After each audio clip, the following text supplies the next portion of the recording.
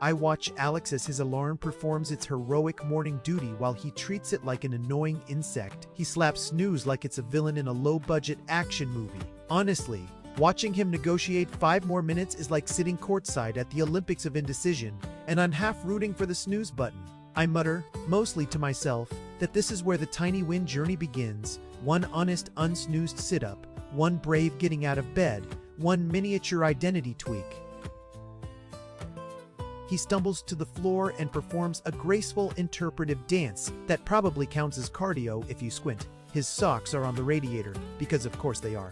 I chuckle and tell him, out loud and with the theatrical authority of a life coach who's closer friends with procrastination than he should be, that the first tiny win might be simply putting on socks without contemplating the meaning of life. Alex gives me that expression, you know the one, half skeptical, half ready to make a snarky quip, and I savor the small victory. He's listening. We glide to his desk, a noble battlefield strewn with the remains of good intentions, sticky notes that scream, "Start tomorrow," empty snack wrappers, and a coffee mug that has held more dreams than coffee. I jab at the clutter like a motivational archaeologist, pulling out a single, readable to-do card and telling Alex that we only need one honest action today. Not a to-do list, but a did list. He snorts, a small, readable giggle that secretly tells me he's less afraid of doing things and more terrified of starting them slowly. I kneel metaphorically beside Alex and whisper the sacred pledge of tiny habits. Do it for 1 minute. He looks at me like I offered him a potion. He tries to be skeptical, but the corners of his mouth betray him. Curiosity wins. We set a 1-minute timer, because nothing humbles a procrastinator faster than a ticking clock promising shame or glory. And he manages 60 glorious, wobbling seconds of focus. I clap silently and take mental notes on how celebration will soon become a superfood for his habit muscles. After the timer dings, Alex does a tiny, embarrassed victory fist. The Olympic theme plays only in my head, and I narrate the ceremony like a sports commentator who specializes in micro-triumphs. I tell him that we celebrate this win because if you don't noisy applaud a 1-minute victory, your brain files it under meh and moves on to binge watching. Alex nods and gives me a thumbs up that says, okay, maybe this identity thing could be less pretend than I feared. We end the morning ritual at the mirror where Alex practices one line, I am a doer. He repeats it with the awkward confidence of a man trying on a suit that might actually fit, and I watch his face soften into something like possibility. I make a mental note to perhaps stage this more dramatically later, maybe with trumpets, but for now, the tiny ritual sets a seed, and Alex's eyes crinkle at the idea that identity might be negotiable, not carved in stone.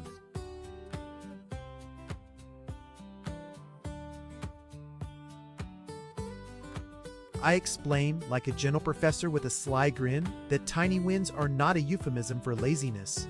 They're the deliberately small steps that make bigger behavior possible. Alex looks relieved because he instantly assumes tiny equals no effort, which is roughly accurate for the effort, but wildly underestimates the psychological payoff. I draw an imaginary chart in the air, pointing at how tiny wins compound like interest, and Alex nods like he's just discovered a new bank that pays in motivation. I lay down the law. 1-minute rules mean exactly 1 minute of honest effort, not 1 minute of wandering attention punctuated by doom scrolling. Alex raises a single eyebrow in the way he does when he thinks he's clever, and I see the gears turning. He's imagining ways to sleight of hand the timer. I remind him, in a tone that's part therapist, part high school coach, that honesty to the tiny habit builds trust with yourself, which is a surprisingly sexy trait when you think about it. We brainstorm ridiculous first steps. 1 push-up, putting away 1 dish, flossing a single tooth. Not kidding, single tooth is allowed and celebrated around here. Alex starts listing absurd tiny tasks, each more delightfully silly than the last, and I find myself laughing at both his creativity and how his face lights up at the prospect of doable wins. I explain that the goal is momentum, not heroics, and Alex scribbles a note like a man given permission to be gloriously average before greatness. I make the case, complete with exaggerated hand gestures and the solemnity of a TED Talk, that's funny, that showing up with tiny actions beats an all-or-nothing epic burst every time. Alex remembers the days of marathon productivity, binges followed by crater-sized burnouts, and he visibly shudders. Those were the days his to-do list looked like a cliff face. I reassure him that frequency builds habit grooves, like tiny repeated footprints forming a path toward a new identity. And that path doesn't require mountain climbing gear. I drop the identity bomb gently. Doing tiny tasks consistently rewires who you think you are. It's not about what you do once, it's about who you become. Alex listens like someone trying to decide whether to switch teams, Procrastinator or Doer, and his hands fiddle with the hem of his shirt, a tiny ritual of nervous optimism. I tell him that's the whole point. Identity is a pattern of behavior repeated enough times that the brain files it under me, and those tiny actions are the filing clerks. We pick Alex's first tiny habit, 1 minute of focus writing each morning, which he calls micro-penning, because he believes adding a silly word somehow makes success inevitable. I tell him that's precisely the kind of branding I approve of, and we ceremonially set the timer again, because ritual is flavor.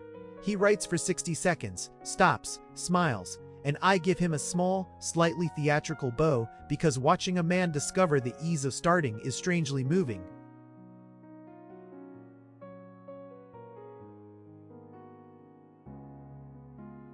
I stand in front of an imaginary courtroom and announce that labels like procrastinator are descriptive, not prescriptive, which is a fancy way of saying your past doesn't get to boss your future around.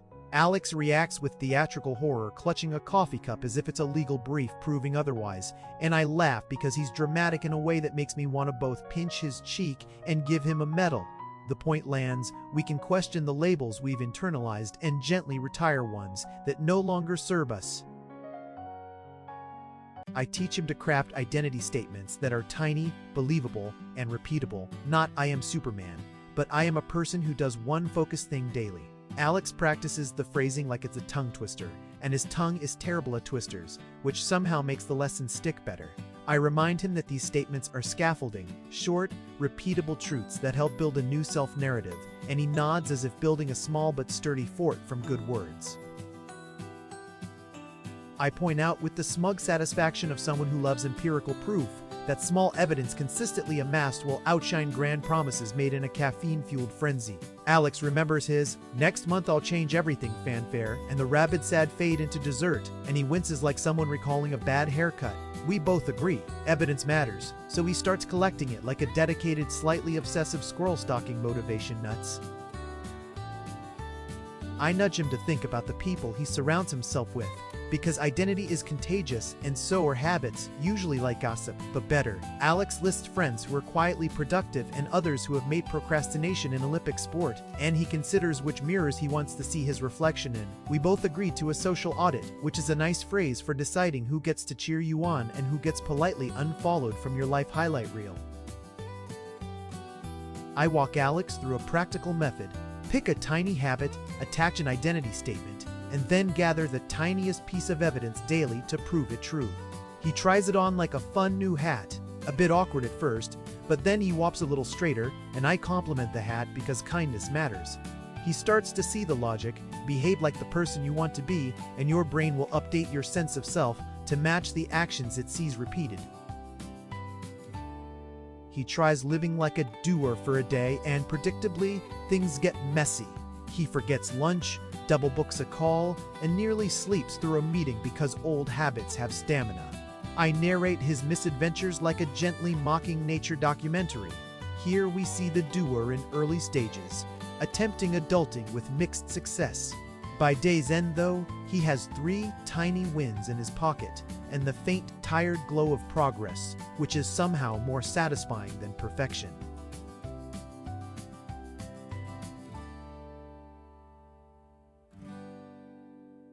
I teach Alex the wonderfully practical art of habit stacking. Tie a new tiny habit to an existing cue so your brain gets dragged along like a very willing mule.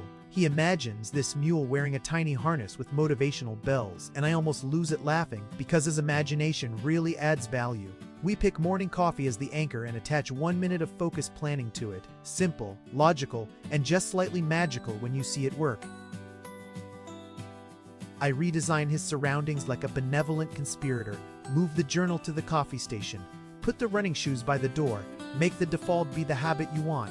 Alex nods approvingly, because he likes when decisions are made for him. It's the lazy part of his brain that appreciates helpful tyranny. We giggle as we arrange the scene, and he later credits the furniture with being motivational, which is our new phrase for I didn't have to think. I explain that the easier the action appears, the more likely Alex is to do it, which means we should banish unclear cues like maybe workout in favor of put on shoes now. He tries this by leaving his shoes in the middle of his living room and then dramatically telling himself to just put them on like it's a spell. The obviousness works. He slips them on and does a 2-minute march in place, feeling strangely heroic for a man who previously argued with his shoes about commitment. We add a spoonful of fun to the tiny actions because motivation loves joy like plants love sunlight. Alex calls his 1-minute stretch the morning wiggle and insists on doing it with dramatic flair. I roll my eyes affectionately and suggest a tiny celebratory noise after the wiggle, which he attempts with surprising musicality.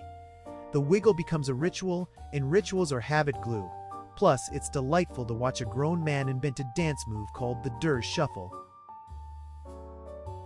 I teach him how to use tiny triggers during hectic days, a 2-breath reset before a call, 1-sentence journaling between meetings, a 5-second tidy after lunch, little anchors that keep momentum afloat. Alex tests them at work, performing a 2-breath reset with the solemnity of someone reciting a ritual he half-invented, and finds that his stress levels drop like a boulder into a pond. He reports back later, a little amazed, and I relish the victory like a pastry chef proud of a perfectly risen souffle. Of course, some rituals flop. Alex forgets his wiggle, he puts his journal in the fridge for a reason that we still cannot explain, and the habit stack topples like a tiny, harmless domino line. I narrate these failures like a supportive but sarcastic friend. Nice try, Picasso of procrastination. But maybe the fridge isn't the best place for intention. He laughs, learns, moves his journal to a more sensible spot, and we both appreciate the fact that failure is just data in a charmingly flawed experiment.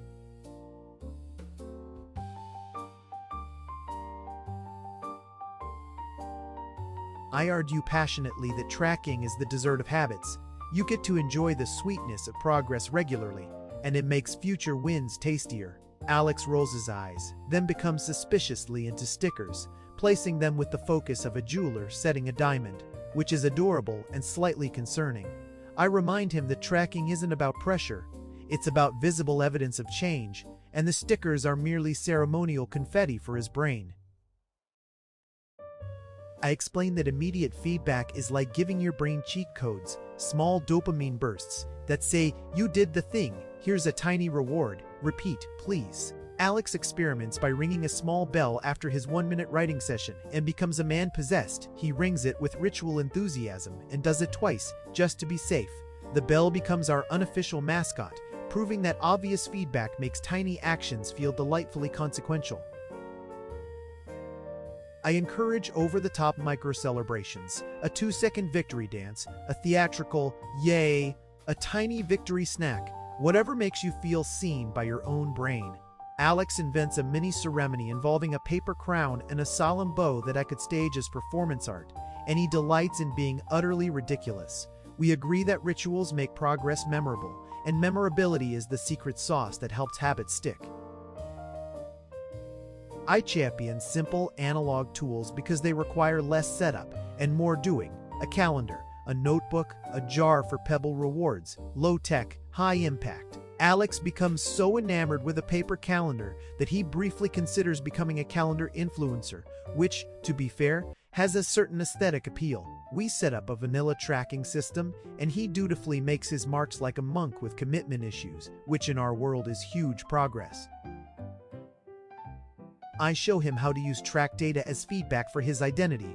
3 checks in a row equals proof I am a doer in the notebook of the mind.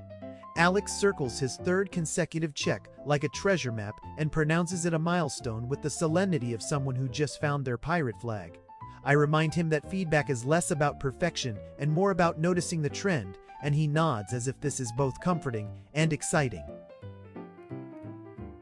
We design rewards that actually feel good, tiny, immediate pleasures tied to consistency, not binge rewards that vanish quickly and take morale with them.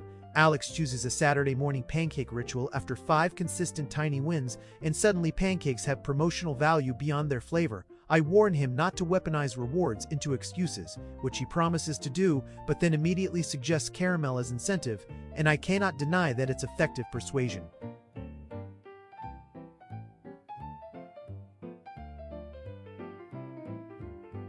I sketch the math in a way that isn't terrifying. Tiny, consistent actions compound like interest and eventually yield the change you actually notice in the mirror and in your calendar. Alex does the math with exaggerated seriousness, scribbling like a man calculating a heist, and we both laugh because it's math dressed up in motivation.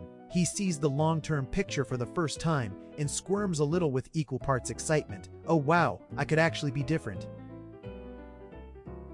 I coach him through setbacks like a patient friend who brings soup and sarcasm, expect them, name them, and gently return to the process without melodrama.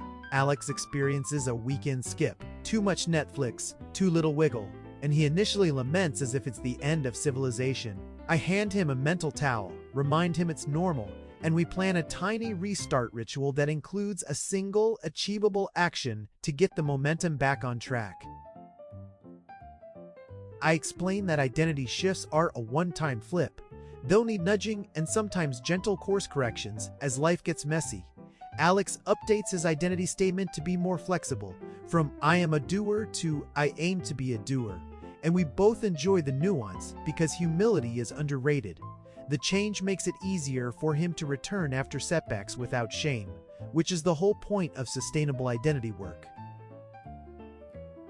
As tiny wins stack, Alex finds himself attempting slightly bigger actions, not because I forced him, but because his brain now believes I do things and stretches slightly. He experiments with a 10-minute focus block and is surprised that the inertia is lower than he feared. The minute habit had quietly primed him. I applaud this growth like a proud him theatrical aunt and tell him to keep baby stepping toward bigger commitments when they feel reachable. We build a practical sustainability plan. Keep habits small, vary routines to avoid boredom, schedule rest, and celebrate continuities rather than intensity. Alex agrees, because he knows his tendency to sprint then vanish, and we craft pacing rules, like the 3-week check-in to keep things gentle. He appreciates the permission to move slowly and consistently, which, ironically, feels revolutionary to a man who once believed productivity required theatrics. Months later, Alex isn't perfect, but he is different in delightful ways. He finishes small projects, he shows up, and he now tells stories where he is the protagonist who takes action. I watch him with a fond, almost parental pride as he breezes through a morning routine that used to look like an obstacle course. He winks at me. Yes, that's a wink, and I close the scene by reminding you, the viewer, that if a stick figure with messy orange hair can rewire identity, so can you.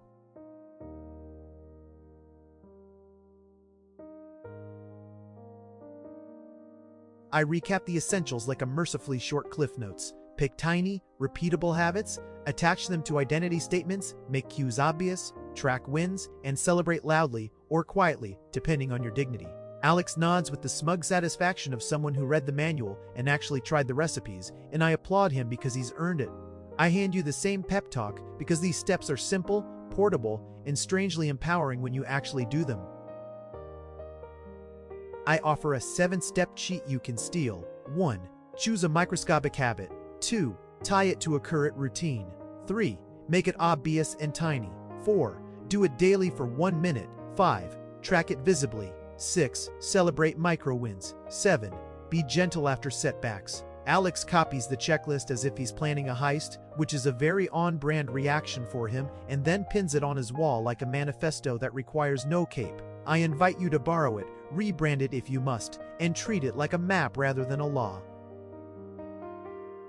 I give quick troubleshooting. If you forget, lower the bar. If you resist, celebrate the tiniest attempt. If you overdo it, scale back and be kind to yourself. Alex practices each tip like a magician rehearsing a trick, and sometimes his magic involves snacks, which are never a bad companion. I remind you that these tweaks are iterative. The idea isn't perfection, but consistent realignment toward the person you want to be. I emphasize kindness as a practical tool, not soft sentimentality, because a harsh inner critic makes habits feel like punishment and not identity work. Alex practices a tiny self-kindness ritual, one forgiving sentence said aloud after a missed day, which he reads with unusual tenderness, and it honestly looks good on him. We both agree that being kind to yourself is the long-term maintenance plan for sustainable habit change.